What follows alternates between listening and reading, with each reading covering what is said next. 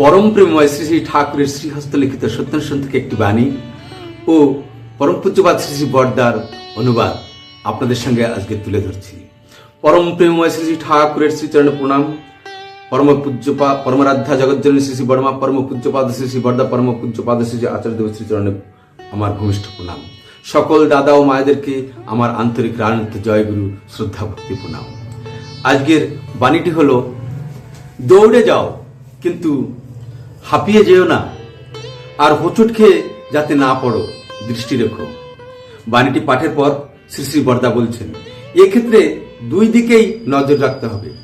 কোন দুদিকে? একটি হলো দৌড়ে যাও কিন্তু হাঁপিয়ে যেও না একদিক, আর দ্বিতীয় দিক নজর রেখো যাতে হোঁচট খেয়ে না পড়ো। এই দুটো দিক। ললিতা বলছেন, অনেক সময় ঠাকুরের ডাকে দৌড়ে আসতে হতো, তাতে হাঁপ লাগতো, অর্থাৎ হাঁপিয়ে যেত। শ্রী শ্রী বড়দা, বড় বড় খেলোয়াড়, সাঁতারু, এদের পালস রেট কম। শোনা যায় নেপোলিয়নের পালস রেট ছিল 50। অজিত গাঙ্গুলি এরাও বল খেলতো বলে সহজে হাঁপিয়ে যেত না। একবার শিলং পাহাড়ে 250 ফুট উঁচুতে ওঠানামা করতে আমার হাঁপ লাগলো, কিন্তু অজিত কিন্তু হাঁপলো না।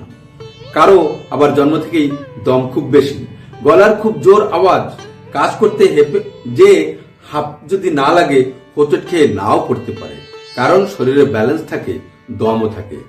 এই কথাটি বললেন, পালস রেট যাদের কম থাকে তারা হাঁপায় কম। তাই নেপোলিয়নের পালস রেট ছিল 50। আবার এই যে অজিত গাঙ্গুলি তার কথা বললেন যে ইনি বল খেলতেন, তাই স্টেমিনা, আমরা যেটাকে বলি স্টেমিনা, যার যতটা আছে সে তত বেশি দৌড়াতে পারে, তাই নাকি? অর্থাৎ তার ব্যালেন্স ততটা থাকে, সে হাঁপিয়ে যায় না। তাই এখানে বলছেন, শ্রী শ্রী পিতৃদেব বলছেন, কারো কারো জন্ম থেকেই এই দম বেশি থাকে। আবার যাদের দম বেশি থাকে তাহলে তাদের কি হয়? তারা হাঁপায় কম। আর হাঁপ যদি না লাগে সে হোঁচট নাও খেতে পারে। এই কথাটি ভাঙাবার জন্য আমি আবার পুনরাবৃত্তি করলাম। কারণ ব্যালেন্স থাকে শরীরে, দমও থাকে, তাহলে আমরা সেখানে স্থিরতাটা থাকে আমাদের, আমরা হাঁপিয়ে নার্ভাস হয়ে যাই না, আনকন্ট্রোল হই না। তখন আমি ব্যালেন্সটাকে ঠিক রেখে হোঁচট না খেয়ে সব দিকে নজর রেখে চলতে পারি, তাই নাকি? তাহলে শ্রী শ্রী পিতৃদেব বলছেন, যদি হাঁপ না লাগে হোঁচট খেয়ে নাও পড়তে পারে। মানে হাঁপ মানে দম যদি ঠিক থাকে তাহলে হোঁচট খাবে না। এবং কারণ কি? তখন সে সব দিকে দৃষ্টি রাখতে পারবে, সামনে কি আছে না আছে, সে সামনে কোনো বাধা থাকলে সেটাকে ব্যালেন্স রেখে, শরীরটাকে ব্যালেন্স রেখে ঠিক কাটিয়ে এগিয়ে যেতে পারবে। সতীশদা বলছেন, তাড়াতাড়ি কাজ করতে যেয়ে আমাদের অনেক সময় কাজ পণ্ড হয়ে যায়। শ্রী শ্রী বড়দা বলছেন, শরীর মনের সঙ্গতি বজায় রেখে সুষ্ঠুভাবে কাজ সম্পন্ন করাটাই বড় কথা। ধরো সংসার চালাতে টাকা লাগে, ইন্ডাস্ট্রি খুললে, ব্যবসা খুললে দিনরাত পরিশ্রম করে কেউ হয়তো করোড়পতি হয়ে যায়, কিন্তু শরীরের দিকে না তাকিয়ে দিনরাত খেটে অসময়ে খেয়ে শেষে দেখা যায় জন্ডিস, ডায়াবেটিস ইত্যাদি অসুখ বাঁধিয়ে দিয়ে বসেছে। অসুখের জ্বালায় তাকে হয়তো শুধু বার্লি খেতে হচ্ছে। দূরদৃষ্টি না থাকলে কার্যসিদ্ধির পথে বাধায় হোঁচট খেতে হয়। এবার আমরা কি বুঝলাম? এই যে বাণীগুলি পাঠ করলাম, পাঠটির মধ্যে কি বুঝলাম? যে ঠাকুর এক জায়গায় বাণীতে বলেছেন, কাজের যোগে ফুটবি যত শরীরটি ভুলে, স্বাস্থ্য তেমনি উঠবে হেঁকে। এমনি ভাবে একটি বাণী আছে। তো এই বাণীটি আর এইখানে যে পিতৃদেব বললেন যে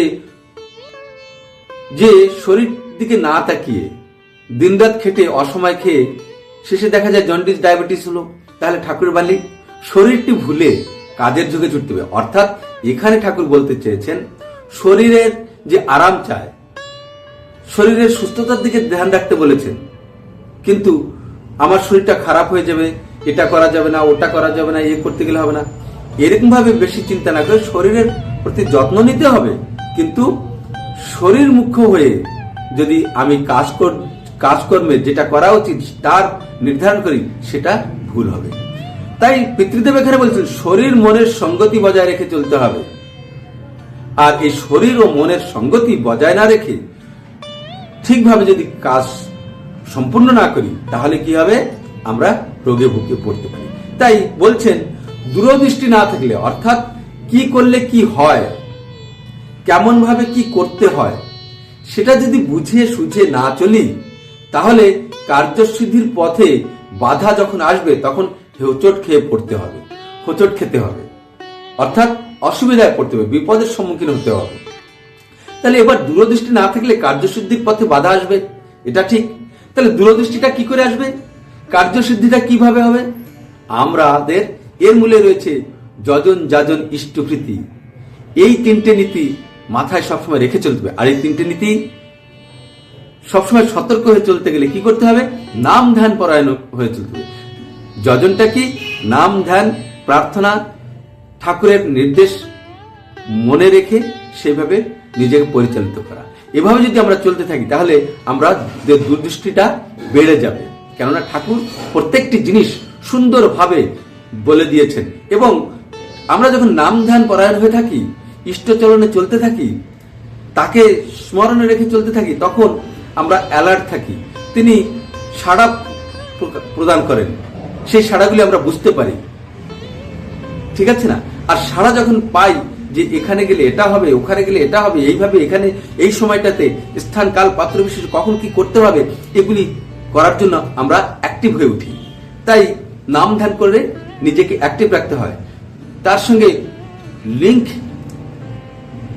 সবসময় লিঙ্কটাকে বজায় রাখতে হয়। তাহলে কি হবে, শরীর ও মনের সঙ্গতি বজায় থাকবে। আর এইভাবে যদি চলি তাহলেই আমরা প্রকৃতপক্ষে ঠাকুর যে বাণীটি বললেন, দৌড়ে যাও কিন্তু হাঁপিয়ে যেও না, আর হোঁচট খেয়ে যাতে না পড়ো দৃষ্টি রাখো, এই যে সাবধান বাণী দিলেন ঠাকুর, এটা আমাদের মাথায় থাকবে। তাই আমার কতখানি ক্যাপাসিটি আছে, আর ক্যাপাসিটিটাকে কিভাবে বাড়বে, নাম ধ্যান যজন যাজন ইষ্টপ্রীতির মাধ্যমে, স্বস্তিনী সদাচারের মাধ্যমে আমাদের এগুলি তর তাজা হয়ে উঠবে, অ্যাক্টিভ হয়ে উঠবে। আর তখনই আমরা দূরদৃষ্টিটা পাকা হবে। প্রত্যেকটি কাজ আমরা শরীর ও মনকে সুস্থ রেখে, সঙ্গতি বজায় রেখে আমরা করতে পারবো। আর এটাই ঠাকুর চেয়েছেন। ঠিক আছে, আজকের জন্য এতটুকু। জয় গুরু, বন্দে পুরুষোত্তম। সকলে ভালো থাকবেন।